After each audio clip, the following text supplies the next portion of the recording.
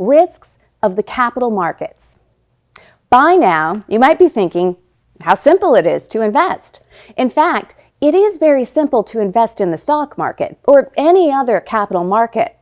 The hard part, as always, is making a profit. Many people jump in too quickly without thinking of what could go wrong, and that's the risk of investing. Sometimes things don't work out as expected. The biggest risk of participating in the capital markets is that you could lose some or potentially all of your money. No matter whether you invest or not, there is risk.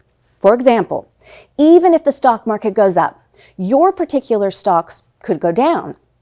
Sometimes the stocks of very profitable corporations go down, especially in the short term.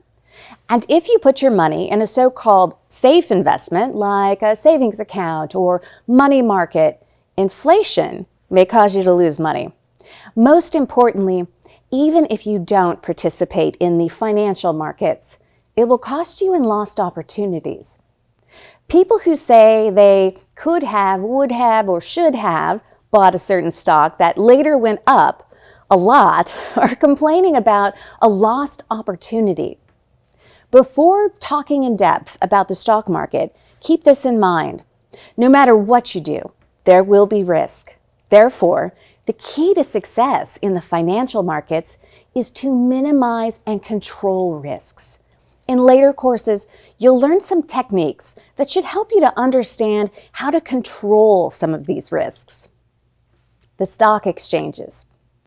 The stock market is a really organized marketplace for stocks. The marketplace for stocks is called a stock exchange, which is a physical place to trade stocks. Not just any stock is allowed to be in the stock market. A stock has to be listed on the exchange to be available for trading.